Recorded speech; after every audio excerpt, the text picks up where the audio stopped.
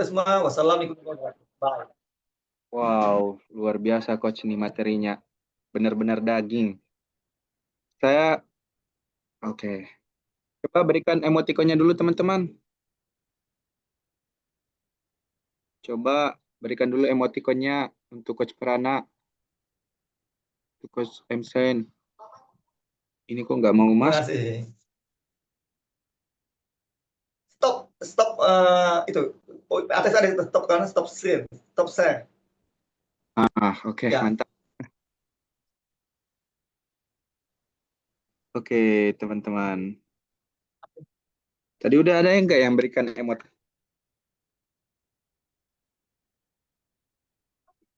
Oke, baik.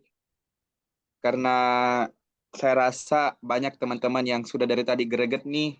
Dia lihat tadi respon-respon di kolom chat.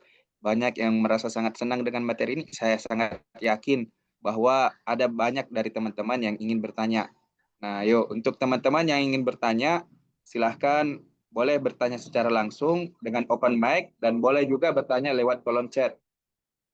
Ayo teman-teman, saya sambil mengirimkan link aksemsi dulu. Jadi kalau ada langsung open cam aja teman-teman. Saya kirim dulu link absensinya.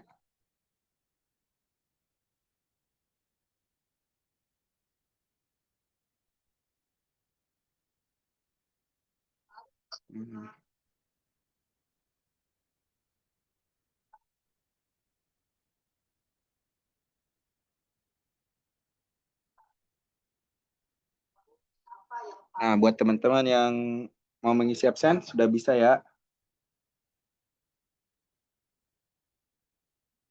Ayo, siapa nih yang mau bertanya? Sangat disayangkan loh teman-teman jika tidak melewatkan kesempatan ini. Terima kasih banyak kos daging. Mohon maaf. Izin. Oke.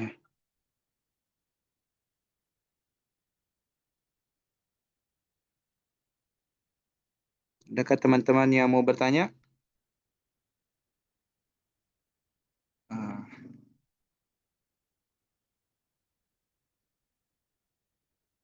Atau sepertinya saya aja yang bertanya ya, Coach. Apakah boleh saya bertanya, Coach? Boleh, silakan untuk pemancing. Saya Silakan. soalnya saya soalnya sangat-sangat apa ya namanya? Sangat-sangat senang dengan materi ini.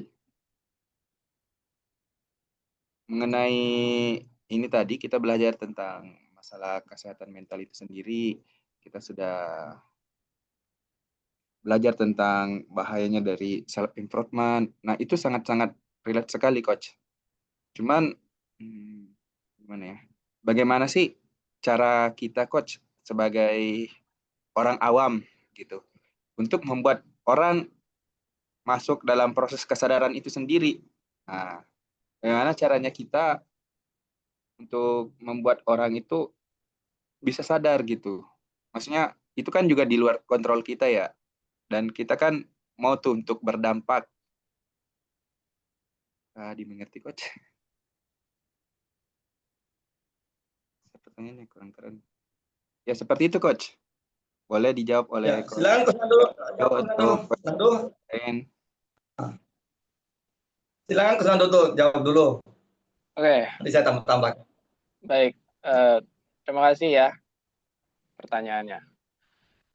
Ya kalau kita mau bahas dari sisi kesadarannya itu ya. Jadi kesadaran itu bukan hanya sekedar kesadaran itu tok, bukan hanya kesadarannya aja. Tapi kesadaran itu makanya ada bayangannya atau ada nuansanya. Nah, nuansa ini lebih tepatnya disebut dengan ya pemancing, intrik, nah apapun itu ya sebutannya. Bayangan daripada kesadarannya. Nah, jadi bayangannya ini yang sekarang kita sedang alami. Emosi, perasaan, situasi, kondisi itu adalah bayangannya. Jadi seperti tadi misalnya Pak Jen bilang ada lautan, kalau di kesadaran murni itu ya adanya lautan aja, nggak ada lagi ombaknya. Tapi kan kita mengalami ombaknya. Nah, nah ombaknya ini sekarang kita coba fokus pada ombaknya atau bayangan dari cermin. Nah, Atau kalau mau pakai ini, pakai analogi yang gampang ya. Ya, kan ada layar film nih. Ini kan ada layar film. Terus di layar film itu ada gambarnya. Ada banyak nih. Nah, ada banyak peserta kayak gini. Nah, si yang di dalam layarnya ini nggak tahu ada layar. Nah, kita tuh sama seperti itu. Kita tuh kalau kesadaran murninya itu ada layar di dalamnya itu ada isinya. Nah, kalau yang ada di isinya itu, kita nggak bisa tuh tahu batas layarnya di mana. Nah, maksud poinnya tuh gimana? Dari apa yang saya sampaikan nih gimana? Jadi kita fokus cuma di sekarang nih, kita sadari nuansa pengalaman itu di dalam isi layarnya itu, kehidupan kita dan segala ceritanya. Dan dengan segala ceritanya ini, ada ego, ada bentuk, ada wujud. Ya. Nah, wujud ini yang kita main-main, kayak intrik. Jadi bagaimana caranya bermain-main di wujud perwujudan ini, harus ada tokohnya. Itulah kenapa ada nabi, ada orang-orang tercerahkan. Mereka mengajak, mereka membantu orang-orang berkesadaran. Bisa ditangkap nggak sampai sini? Berarti ada poinnya, ada tokohnya. Ya, itu permainannya gitu. Itu untuk memancing kesadarannya. Jadi memang harus ada tokohnya. Pertanyaannya dibalik ini. Gimana kalau tokohnya nggak ada? Atau justru tokoh-tokoh misalnya yang pemimpin lah, yang justru sebagai tokoh gitu kan. Sebaliknya, bukan berkesadaran, tapi justru malah membuat tidak sadar. Nah itu doang. Kuncinya itu doang. Jadi harus ada tokoh yang bisa mempengaruhi atau bisa membuat banyak orang berkesadaran. Oleh karena itu, salah satunya adalah dengan webinar, dengan mengedukasi seperti ini gitu ya. Sama juga seperti edukasi, maka nggak asik, nggak enak kalau cuma sekedar pembelajaran, ya ngajar. Nggak enak kan? Tetap harus ada hiburannya, harus ada pemancingnya, pemanisnya, intriknya di dalamnya. Baru kita, oh iya, enak nih belajar nih. Secara bawah sadar tuh terima tuh. Oh ya, masuk nih, enak nih. Kalau misalnya materinya disampaikan hanya dengan cara-cara yang mungkin kaku, nggak enak. Ya nggak enak kan? Makanya kalau terus-terusan berada dalam ketidaksadaran, kenapa orang-orang tidak sadar? Ya karena tidak ada si pemancing, tidak ada si tokoh atau si wujud yang bisa membuat banyak orang itu ikut. Jadi kuncinya di situ. Gitu Mas Ahmad ya. Ah, luar biasa Coach. Kalau Coach Sen, apakah mau menambahkan? Atau cukup aja kita tadi yang Coach mengatakan bagaimana kita untuk mengetahui kesadaran itu, ya kan? Ya. Nah, biasa kita melakukan asesmen sampai sejauh mana kesadaran dia terhadap penyakit yang dialamin dia kan gitu. Jadi kita melakukan asesmen masuk main di pikiran dia.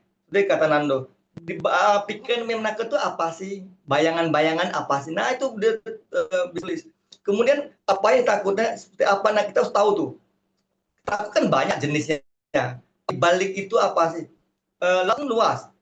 Oh ada ombaknya. Ombaknya besar atau kecil? Itu kan makin kecil gitu kan. Jadi kita harus tahu. Kemudian kita harus tahu juga skala dia nih. Nah, kadang-kadang di hipnoterapis skala 1 sampai 10. Kalau saya tuh lebih kadang-kadang kalau ngomong skala dia mentalnya kamu takut di skala berapa? 1 sampai 10. Nah, kadang-kadang orang enggak ngerti skala. 6 atau 5. Nah, biasanya kita ngomong skalanya ringan, sedang atau berat kita bilang gitu. Jadi kalau dia sedang berarti masalah kesadaran dia masih jauh sekali karena kesadaran dia ringan mentalnya berat maka kesadarannya juga berat gitu kan ya. Kalau kesadarannya mental sakit mentalnya cuma skala 1 ya berarti masih bisa mudah kita sadarkan gitulah. Jadi kita melakukan karena kita nggak tahu ya sampai sejauh mana sakit mental, sejauh mana kesadaran kita nggak ngerti.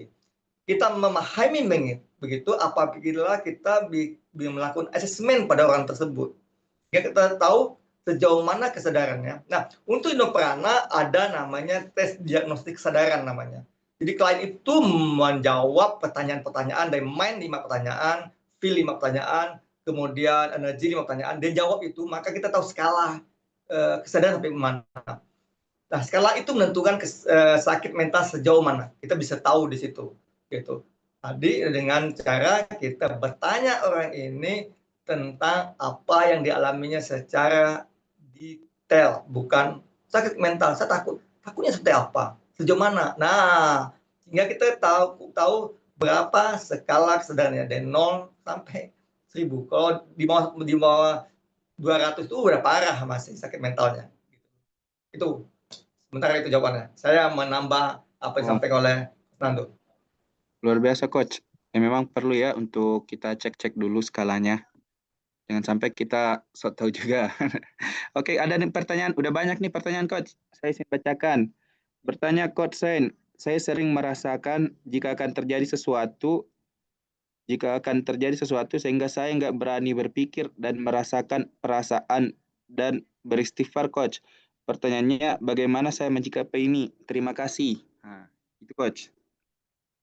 Jadi, Nah, kalau gini, itu kekuatan yang luar biasa bagi saya. Kenapa kita takut? Jadi gini, kalau di tes tadi, Coach Nando sudah mengatakan bahwa kita ada istilahnya tes H. Satu tanggap masuk sosialitas, kita nggak tahu siapa diri kita. Nah, biasanya orang yang bisa mengalami itu orang yang kita bilang dia di level kesadarannya itu di di otak tengah. Otak tengah itu dia otak kiri dan tengah itu seimbang sehingga dia bisa mengetahui apapun yang belum terjadi dan akan terjadi. Namanya dan otaknya itu otak insting, otak binatang gitu, binatang kan gitu ya. Gunung mau meletus, sebelum meletus dia tahu dia turun dulu gunung. Nah, otak insting ini biasanya orang tipe ini orangnya sangat spontan. Tidak lebih spontan dibanding otak kanan. Semua spontan. Nah, bagaimana sekarang yang kita sadarin di kita untuk selalu berpikiran yang baik-baik saja. Dan sampai kepikiran yang negatif. Karena apa yang kita pikir negatif, kenapa itu bisa terjadi? Karena pikiran kita adalah ada resonansi, ada frekuensi, ada vibrasi. Vibrasi itu bisa menarik apa yang kita bayangkan, apa yang kita pikirkan, dan apa yang kita rasakan. Saat pikiran dan perasaan ini menyatu, satu dan selaras, negatif jadi negatif, positif jadi positif. Jadi saat pikiran kita ini selaras, hati-hati selaras kita ini apakah lebih banyak jeleknya atau lebih banyak buruknya. Nah, sebaiknya saat kita ini pikiran negatif, muncul perasaan negatif, langsung kita sadarin, langsung kita istighfar lah gitu. Supaya pikiran yang negatif ini energinya, kan ada energi, pikiran perasaan merupakan energi juga. Dia menarik itu semua dalam kehidupan kita. Maka langsung kita cepat istighfar, pada Islam ya, mohon ampunan dan lepaskan itu semua terjadi. Karena kekuatan pikiran kita secara ilmiah, pikiran itu menarik di kita. Banyak juga di spiritual bilang gini, kelimpahan kita karena kita selaras dengan alam semesta. Itu nggak benar. Banyak bilang kita berlimpah karena kita selaras dengan alam semesta. Sebenarnya bukan alam semesta. Alam semesta itu hanya sekitar psikologi saja. Yang benar adalah benar kelimpahan itu karena emosi kita. Emosi kita tenang, nyaman. Tenang nyaman ini maka kita lebih mudah menerima semuanya. Kalau muncul itu perasaan pikiran negatif, semua negatif dan terjadi karena kita tidak tenang. Ada sesuatu di pikiran dan perasaan kita tidak ketenangan, maka berdampak hal-hal yang tidak baik. Gitu. Nah, banyaklah istighfar dan putuskan mata rantai energi kita. Karena yang narik itu energi. Karena pikiran dan perasaan itu ada gelombang energi kita dan itu akan terjadi. Nah, jangan juga kita selalu tadi ini sugesti kita selalu bahwa yang kita bayangkan dan kita rasa itu baik-baik saja. Dan sampai kita tenang nyaman, oh negatif kan terjadi kan negatif. Nah, kita mensugesti di kita bahwa yang negatif pun kita izinkan itu terjadi. Jangan pernah mengizinkan hal negatif hadir di kita. Nah, izinkan setiap hari di kita ini hadir yang baik-baik saja. Gitu. Jangan yang tidak baik yang hadir di dalam diri kita. Gitu. Kemudian apalagi pertanyaan tadi? Itu aja. itu aja tadi untuk pertanyaannya. Kita pindah lagi ke pertanyaan berikutnya. Boleh saya tambahkan dulu bentar? Oh, silakan Coach. Boleh saya tambahkan? Ini penting soalnya nih, ya kan? Pertanyaan yang tadi itu nih. Saya sering merasa jika akan terjadi sesuatu sehingga saya nggak berani berpikir dan merasakan perasaan, jadinya dan beristighfar. Dan bagaimana cara menyikapi ini? Ini penting, ini pertanyaan penting. Jadi pertama tadi ya, rasa sehingga nggak bisa berpikir. Oke, kalau gitu nggak usah berpikir karena fokusnya dirasa dulu. Karena memang perasaan itu lebih besar secara medan elektromagnetik. Medan field-nya emang lebih besar. Bahkan ketika sudah ada rasa, pikirannya nggak ada. Bahkan bukan nggak ada, kayak jadi dia kayak tembok gitu. Udahlah, nggak usah berpikir. Dan jangan gunakan pikiran, jangan berusaha berafirmasi atau apapun itu. Karena hanya dirasa, berarti fokus dirasa. Ketika fokus dirasa, biasanya ada penolakan. Sama ada kayak memberontak. Aku nggak ingin sesuatu ini terjadi. Aku nggak mau sesuatu yang mungkin bisa terjadi ini karena udah dirasa. Udah terasa apapun itu akan terjadi, nggak mau. Nah, coba cek, sadari intensitas dari sejak dulu, sejak punya perasaan begini, sampai sekarang, setelah belajar kesadaran, setelah mengenal kesadaran. Dicek dari dulu, kalau misalnya nggak ingat, dicek aja mungkin setahun yang lalu, 2 tahun yang lalu, 3 tahun yang lalu, intensitasnya untuk merasakan ini tuh seberapa besar. Jadi, nggak ada yang salah dengan memberontak, nggak ada yang salah dengan seakan-akan menolak, nggak ada yang salah. Jadi, jangan pernah kayak seakan-akan, kalau misalnya aku merasakan ini, terus aku memberontak, salah. Nggak ada yang salah. Cukup disadari intensitasnya dari dulu sampai sekarang, itu dulu. Dengan kesadaran begitu, mulai dari sekarang dan ke depannya, lama-kelamaan dengan kesadaran begini, dia akan netral dengan sendirinya selama kita mengakui dan mengizinkan ini terjadi. Jadi, kalau ditambah dengan pikiran, bahayanya adalah pikiran selalu berusaha mencari yang terbaik. Selalu berusaha ingin apapun nanti ke depannya ingin yang baik-baik aja. Stop dulu, karena nanti akan mengundang masalah baru. Mengundang rasa sensasi yang justru akan menambah pendaman baru. Sehingga yang terjadi, stop dulu memikirkan itu. Pikirannya disadari. Ketika pikiran disadari, maka dia otomatis hanya dirasa, disensasi. Nah, clear ya sampai sini ya. Kira-kira jelas ya. Jadi ketika rasanya udah kita fokus pada present moment, pada saat ini, sambil dengan menyadari intensitasnya di masa lalu itu mungkin, oke, berapa kali terjadi seperti ini, maka dengan kita menyadari sekarang, dengan mengizinkan mengakui perasaan itu sekarang, lama-kelamaan otomatis kedepannya juga ini juga akan membaik sendirinya secara otomatis tanpa perlu kita memikirkannya. Begitu. Wow, luar biasa Coach.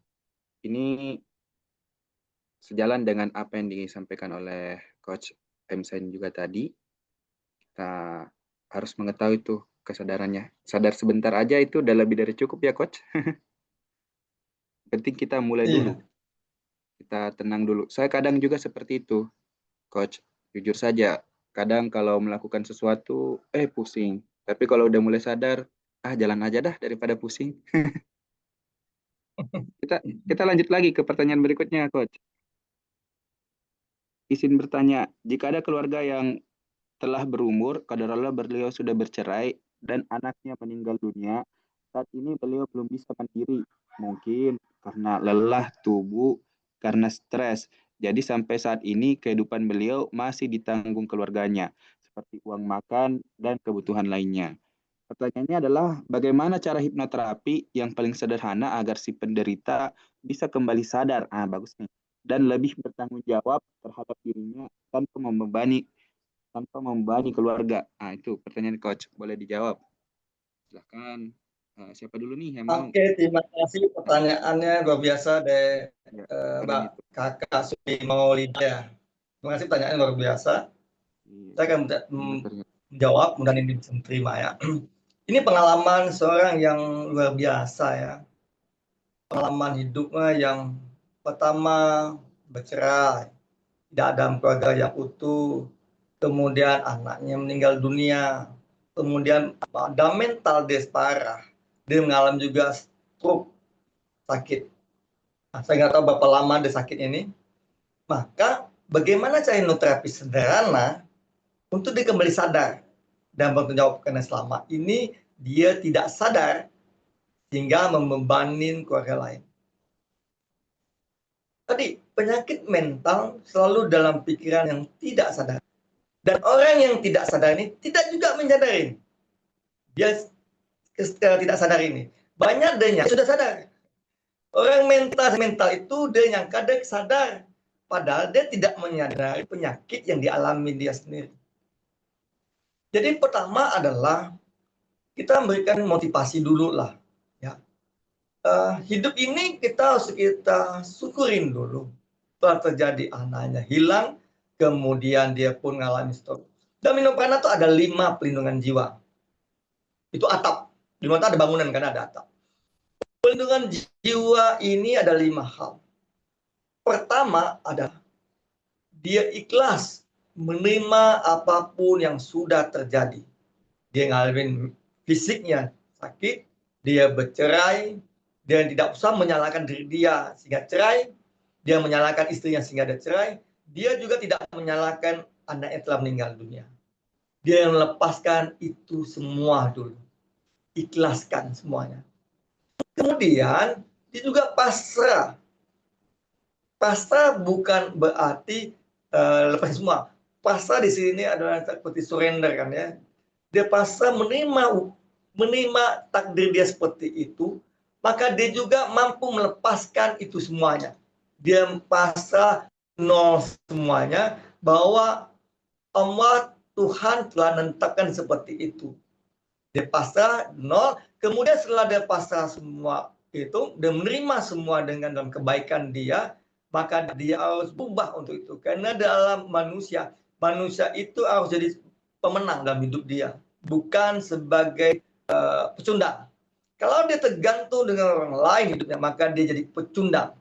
Ingat, kita hidup ini ditakdirkan sebagai pemenang. Sejak kita lahir. Kenapa sejak kita lahir? Karena saat kita lahir itu karena adanya hubungan ibu dan bapak kita di awal-awal, ya kan? Hubungan, ada sperma, banyak juta sperma yang jadi cuma satu. Jadi satu itu adalah yang pertama sekali yang hinggap di kandungan ibu kita. Siapa itu juara? Berarti yang juara itu kita, bukan teman-teman kita jutaan sperma itu. Maka kita sejak awal tidak ada sebagai pemenang, bukan pecundang. Ya. Orang yang sakit mental dan fisik ini kadang-kadang dia tidak terbuka semua hal. Dia banyak menyalahkan semuanya itu, banyak menyalahkan dan dia pun tidak mencintai diri dia. Maka selanjutnya dia harus mencintai diri dia sendiri. Dia mencintai Tuhan dia mencintai pekerjaan yang sebelumnya. Apapun dia harus cintai. Cintai orang tuanya, kalau ada salah ya dia minta maaf pada siapapun. Dia mencintai istrinya, mantan istrinya. Apapun dimulai dengan dia mencintai dirinya, kemudian dia punya nggak skill sebelumnya. Karena bekerja itu punya skill. Nah, skill itu yang ada dalam diri dia. Sehingga walaupun dianya stop, pun dia bisa bekerja secara online. Karena online itu banyak di afiliasi, itu malah bisa dapat miliaran, ya kan? Nah, wawasan harus dibuka dulu itu. Kemudian setelah pasrah, ikhlas, cinta, kemudian dia harus sabar. Sabar berarti bahwa setelah dia sabar, kemudian dia harus upgrade diri dia. Sabar menerima ini tidak ada dengan cimaki dan lain-lain. Tidak menyalahkan siapapun, tidak ada, tapi dia menerima takdir ini. Kemudian dia mensyukuri ini semuanya. Nikmat kesusahan itu kita syukurin. Nah, setelah dia terima ini, kemudian dia banyak belajar. Dia lebih otak. Kalau ditanya dengan orang yang stroke ini, kan, dia punya tangan. Dia masih punya juga stroke tangan, anggaplah tangan kirinya kaki kiri. Apabila stroke di sebelah, dia masih punya tangan yang lain. Dia masih ada bisa berpikir lah. Nah, gunakan itu semuanya. Kalau dia masih stroke-nya, saya belum tahu nih, stroke-nya sejauh mana, belum tahu apakah stroke-nya total. Kalau total berat juga ya. Karena stroke-nya apakah dia total itu dia ngomong nggak bisa, tangannya lumpuh, kakinya lumpuh. Saya nggak tahu nih, sejauh mana stroke dia. Kalau dia semua udah lumpuh, total, bicara nggak bisa, kemudian tangan nggak bisa bekerja, kemudian kaki pun masih tidak bisa bekerja, lumpuh total. Nah, ini harus perbaiki dulu tuh stroke-nya. Jadi, dengan apa? Kalau dia masih bisa mendengar, ya masih bisa mendengar Maka kita harus lebih banyak mensugestikan dia dengan bahasa-bahasa motivasi, bahasa-bahasa untuk upgrade diri dia. Karena apa tadi? Neuroplasticity. Neuroplasticity itu otak ini bisa berkembang apabila dikasih input, dikasih sugesti-sugesti yang mencerahkan hidup dia, memberikan dia semangat, hal kebaikan, dimandang masa depan lebih indah, bukan melihat masa lalu. Masa depan indah itu dia harus berkaca pada hari ini. Jadi kalau dia semua nggak bisa, maka diberilah dengan sugesti-sugesti yang baik, kemudian lebih dia dekatkan pada Tuhan dia. Semakin dia dekat pada Tuhan dia, maka doa-doa dia itu akan mudah diijabah oleh Tuhan.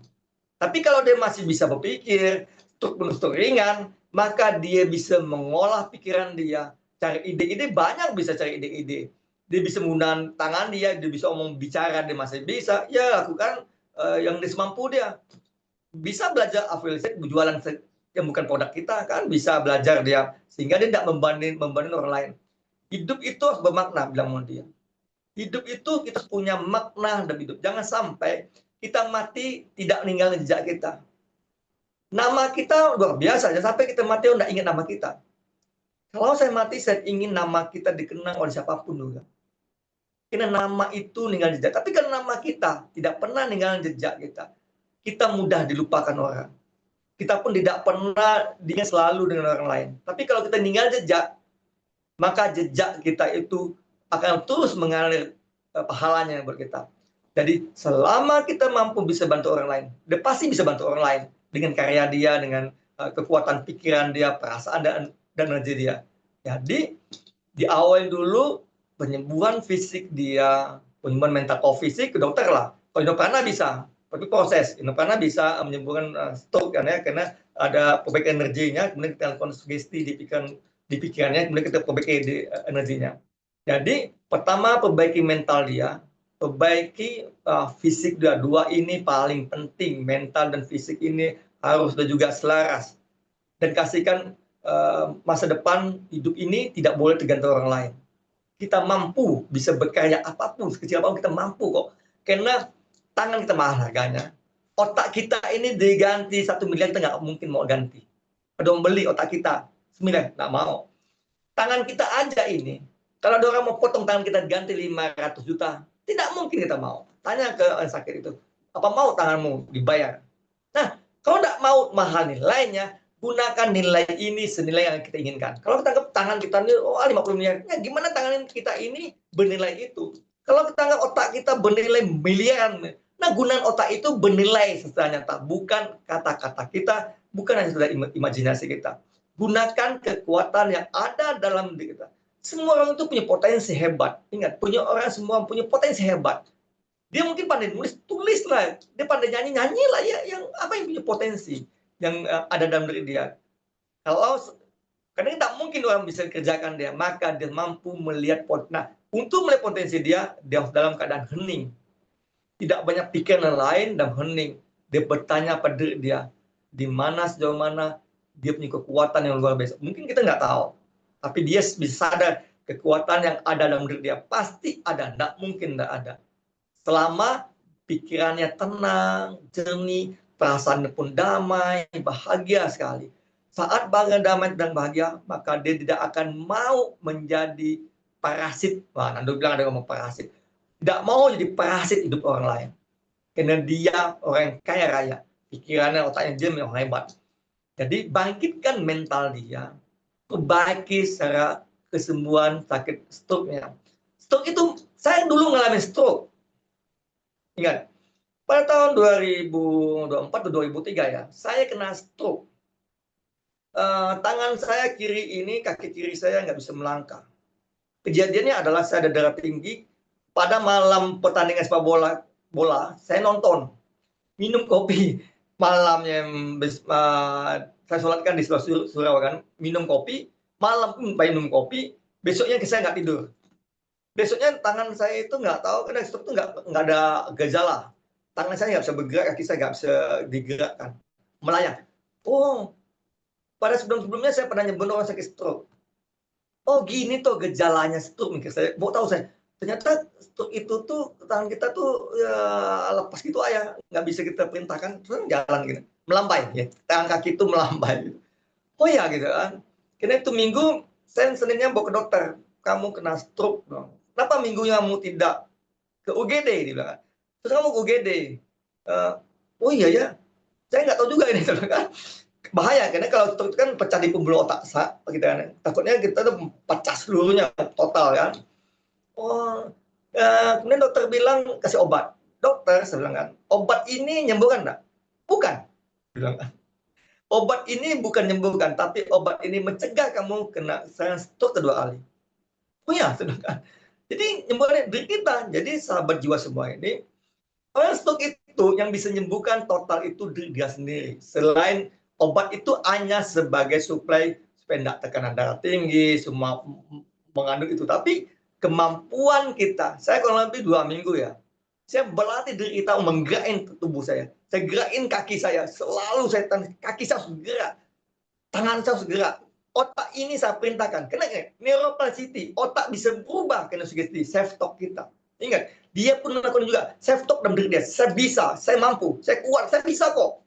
Saya bisa dapat rezeki kok. Karena rezeki itu udah ada. Rezeki itu sudah ada, tinggal kita mampu nggak kita ambil. Mampu nggak? Nah, kita yang semua ditentukan diri kita, bukan orang lain. Kita mau sakit, kita mau bahagia, yang tentukan oleh diri kita sendiri. Jadi, pertama lakukan self talk, saya sehat, tangan bisa bergerak, kaki saya bergerak, saya bisa ngomong dengan lancar sekali. Nanti ada aja cara Tuhan untuk menyembuhkan kita, apakah ada obat-obatan yang herbal atau apapun. Karena self talk itu mengubah neuron itu sel saraf. Orang stroke itu karena sel sarafnya bermasalah, neuronnya bermasalah. Di tubuh kita ada 88 miliar neuron. Ya, di otak ada 86 miliar neuron itu sel saraf, itu energi. Nah, berarti ya kita yang perintahkan, sugestikan diri kita untuk mengubah itu semua. Supaya sugesti kita itu menambah nama jaringan sel-sel baru. Nambahlah jaringan baru. Yang lama udah mati, biar mati. Dan nambah. Nah, jaringan sel baru ini yang membuat kita mampu menggerakkan tubuh kita lagi. Nah, untuk dia nggak bisa, bahasa kita sugesti kan, kinoterapis ya, sugesti di bawah sadar. Karena bawah sadar itu keyakinan. Saat dia yakin sembuhlah dia, kun Tuhan bilang. Karena dia yakin saya sudah sehat. Nah, dia juga yakin dia sembuh dari stroke, dia yakin dapat pasangan lebih baru, dia yakin nanti dapat anak lagi, dia yakin dapat rezeki. Apalagi dia rezeki ini, dia harus yakin dia mampu mendapatkan rezeki. Karena rezeki itu bukan dari siapapun. Karena Allah berdasarkan persangka hambanya. Kalau hamba persangkanya bahwa saya mendapat rezeki besok, dapat lagi dia. Karena kita yakin itu. Karena Allah itu, Tuhan itu berdasarkan persangka hambanya. Cuman kita ini, persangka dalam diri kita, ya kita selalu menyampaikan diri kita sendiri. Merendahkan diri kita sendiri. Tidak mampu saya stroke, saya lemah, saya tergantungin. Nah, kita selalu melemahkan diri kita. Untuk itu, ya kita kuatkan mental kita. Kita ini manusia super, manusia bisa. Apapun kita bisa. Tapi kita terbatas kemampuan kita. Maka kemampuan kita lakuin itu. Karena tanpa batas. Tergantung imajinasi kita, pikiran kita, dan perasaan kita. Main di rumah pernah cuma 25% tadi ya. Feel 35%. Rasa itu lebih kuat dibanding daripada pikiran. Kalau kekuatan 5.000 dibanding pikiran, kekuatannya 5.000 kali lipat.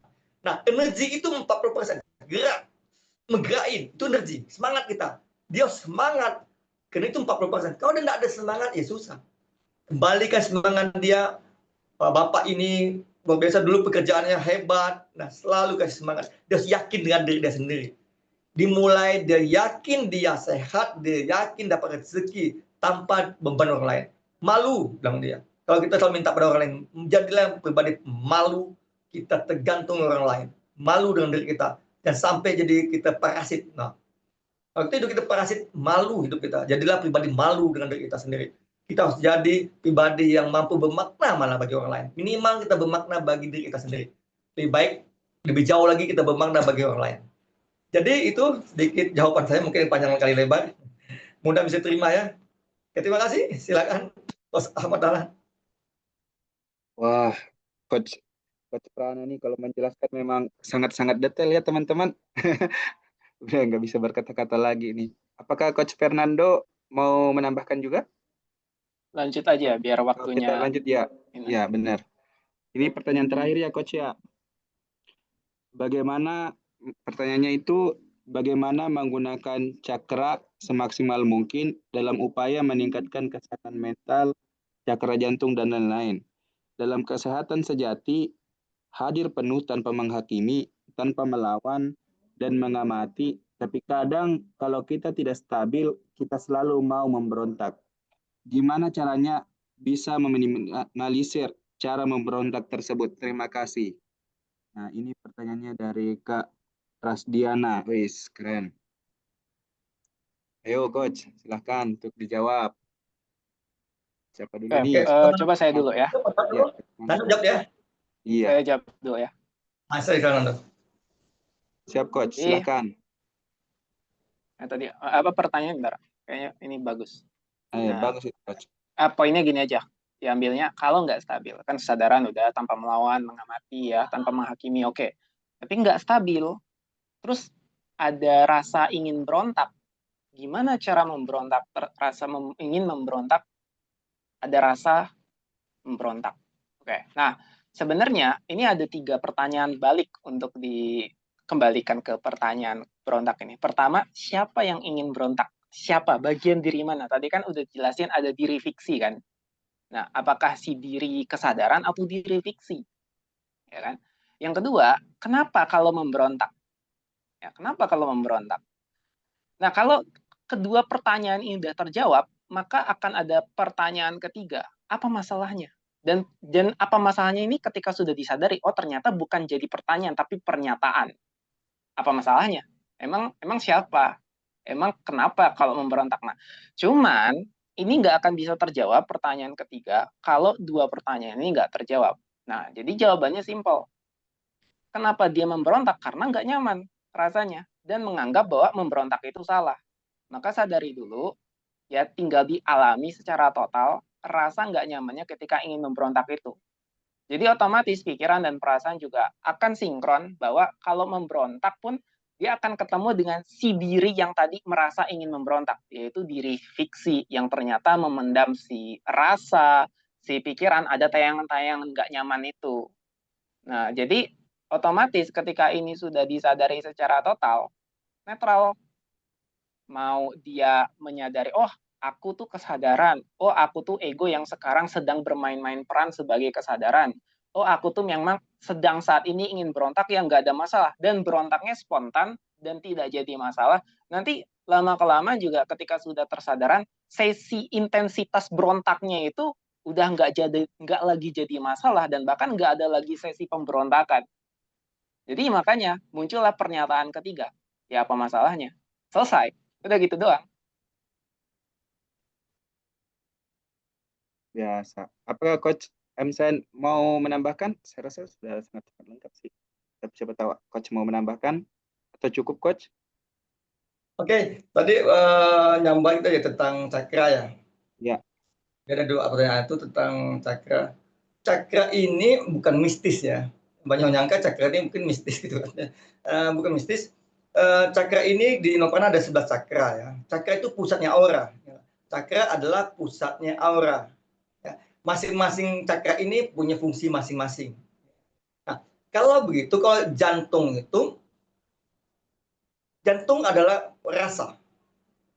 Cinta, rasa. Berarti kalau rasa ini, supaya kita sehat, gimana rasa ini cakra jantung kita, semua hal yang negatif, perasaan negatif, harus kita pelan-pelan, harus kita hilangkan.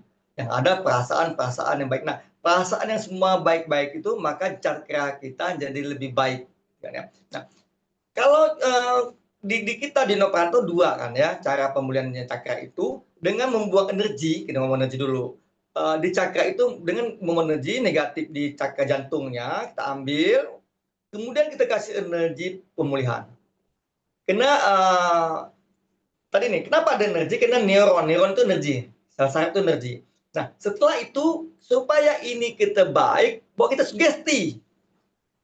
Dia kehilangan cinta, cemas, takut, trauma cinta. Nah, Untuk menguatkan dia itu, maka kita berikanlah sugesti di pikiran bawah sadarnya. Karena bawah sadar itu membuat pemahaman yang lama yang salah tentang cinta dan lain misalkan ya. Maka kita ngasih pemahaman yang baru tentang cinta dan lain-lain supaya sugesti ini tertanam. Sehatlah dia jadi mentalnya. Jadi Inopana dengan dua, selain dengan cakra, perbaiki dengan pemulihan dengan di pusat energinya, kemudian dengan sugesti. Nah, bagaimana kita melakukan bisnis healing? Kalau energi, Anda harus mandi dengan garam. Karena garam itu membersihkan energi yang tidak baik.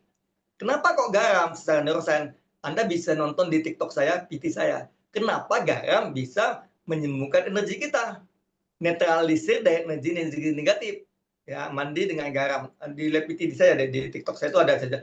Dan secara neuroscience. Kenapa itu bisa terjadi? Bukan nebak gitu ya. Tapi secara neuroscience itu bisa dijelaskan. Karena garam itu NaCl kan ya, bisa dijelaskan secara ilmiah. Nah, juga bawakan karena energi adalah sensasi. Energi adalah sensasi. Dan energi juga perilaku. Maka itu ubah perilaku kita mengubah energi kita. Energi yang benci, dendam itu harus kita ubah dengan penuh cinta. Kita memandang seseorang itu bukan tentang kesalahan dia. Karena mau kita salah, bisa jadi baik kesalahan itu ada kebenarannya. Jangan pernah walaupun dia salah pada kita, jangan kita fokus pada kesalahan dia. Tidak ada salah dan benar dalam hidup ini. Ya, kita fokus pada diri kita perbaiki dalam diri kita dalam kesadaran kita. Kita yang kurang sadar terhadap pertemanan kita yang kurang sadar dengan perilaku kita sendiri. Terlalu mana satu dengan berlebih-lebihan. Dialah yang terbaik, dialah akhirnya kita dikecewain gitu kan ya. Jadi kita sadarin itu. Saat kita menyadarin itu semuanya, hari ini saat ini, maka cakra kita pun akan bisa berubah. Oke, dari saya itu aja. Terima kasih Kak Resdiana atas pertanyaannya ini. Yang luar biasa pertanyaannya. Alhamdulillah Coach, kita cukupkan mungkin kita sesi tanya jawabnya. Terima kasih buat para narasumber kita, Coach Fernando dan Coach MC Sen, atau biasa dipanggil dengan Coach Prana juga. Terima kasih juga buat teman-teman yang hadir. Bagaimana kalau kita sesi foto lagi nih? Ayo teman-teman, open cam dulu, kita sesi foto kembali. Awal sudah, akhir juga. Kita lihat nih siapa yang dari awal bertahan tadi juga. Dan ada juga nih wajah-wajah baru. Ayo lagi, siapa nih yang masih mau on cam? Kita sesi foto dulu. Wih. Pak Sukino masih ada. Dari tadi standby. Mantap, Pak. Ayo. Nah. Oke, Coach Fernando. Mungkin bisa saya hitung ya. Nanti Coach Fernando yang cekret. Oke. Kita ambil gaya terbaiknya, teman-teman. 1, 2, 3. Oke, lagi. Oke. 1, 2, 3. Oke, Ya, saya sekali sama aja lagi. kayaknya. Oh, lagi. Mau sekali lagi ya, yang bebas gitu. 1, gimana ya? Saya kehabisan gaya, guys. 1, 2, Ya udah. 3. Oke, thank you. Luar biasa, teman-teman. Kasih sudah hadir. Dari narasumber kita dulu nih, apakah mau memberikan closing statement dari Coach Fernando? Ada closing statement nggak yang bisa disampaikan dulu sebelum kita tutup? Oke, mungkin singkat aja dari saya ya. Pertama, dari sini janganlah kayak kesadaran tuh hal yang sulit. Maka kesadaran itu bukan soal sulit digapai, bukan. Karena dari awal kita ya kesadaran itu sendiri. Sejatinya alaminya kita adalah kesadaran itu sendiri. Yang kita sebut kesadaran tapi ya namanya bukan kesadaran, nggak ada nama ini. Cuma ya kita sekarang pakai pendekatan namanya kesadaran. Sehingga apapun yang ditampilkan di luar ini adalah fenomenanya aja. Kalau ada fenomena, maka ada nominanya. Nah, coba sekarang kita sadari bahwa ini bukan tentang fenomenanya, tapi nomina. Apa itu? Segala penggerak yang membentuk adanya fenomena ini. Jadi yang kita lihat di luar, itu bukan sebenar-benar terjadi demikian. Tapi pandangan kita, respon dan reaksi kita terhadap apa yang terjadi di luar. Jadi tujuan kita sadar adalah dengan kita memandang segala sesuatu apa yang di luar ini membuat kita lebih damai, dan bahkan memang kedamaian itu datangnya dari dalam diri kita. Cinta itu sendiri datangnya dari dalam diri kita. Walaupun nanti kalau misalnya dikatakan dalam semua pengembangan diri, sesi-sesi kelas yang seperti itu, semua adalah cerminan, ya, tapi jangan dijadikan sebuah pemikiran kayak seakan-akan, oh, kalau misalnya ini sekarang aku sedang sial atau sedang dapat musibah, berarti batinku sedang bermasalah. Enggak gitu. Nah, kadang itu yang menjadi sebuah problem di kata-kata narasi pengembangan diri. Ini bukan soal itu. Jadi sadari aja bahwa ini adalah hal yang natural. Karena ini hal yang natural, sebagaimana anak kecil berjalan, maka ternyata kita sadari juga, siapapun label kita, nama-nama yang telah masuk ke dalam diri kita, semua informasi itu termasuk pengetahuan, itu hanyalah tayangan, referensi, ya. Bukan sebenar-benarnya kayak itu jati diri kita. Jati diri kita tuh yang hening, yang nyaman, yang tenang, dan bisa mengetahui, mengamati semua informasi itu.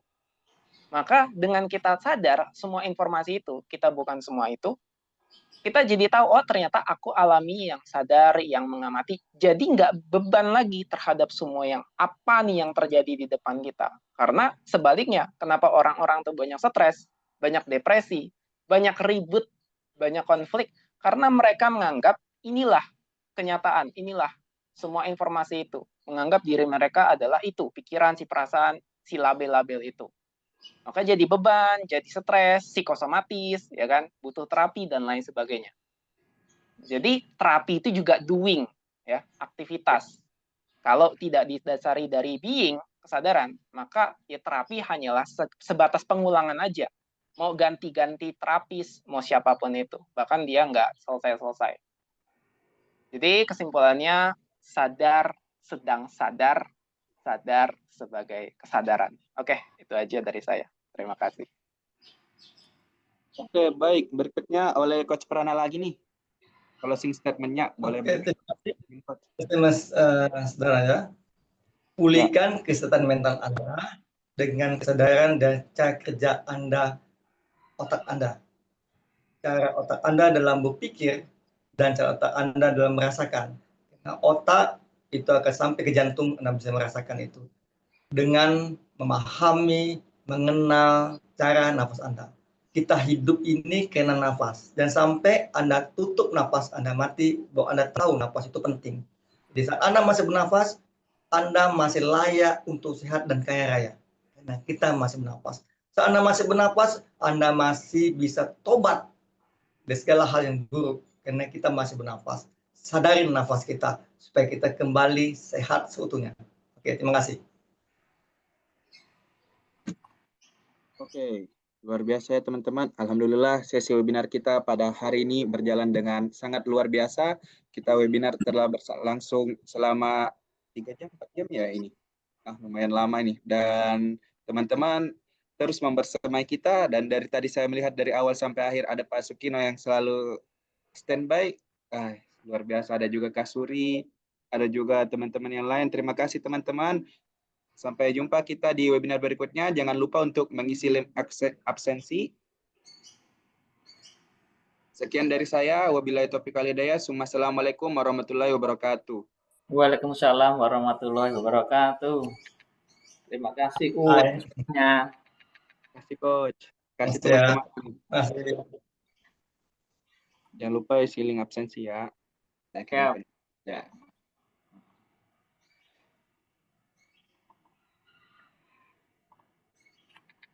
Terima kasih. Sama-sama. Terima kasih kembali.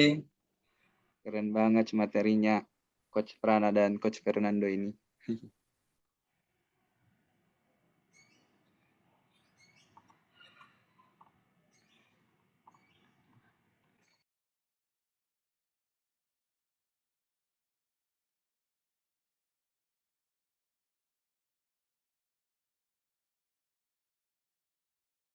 Saya izin live ya teman-teman.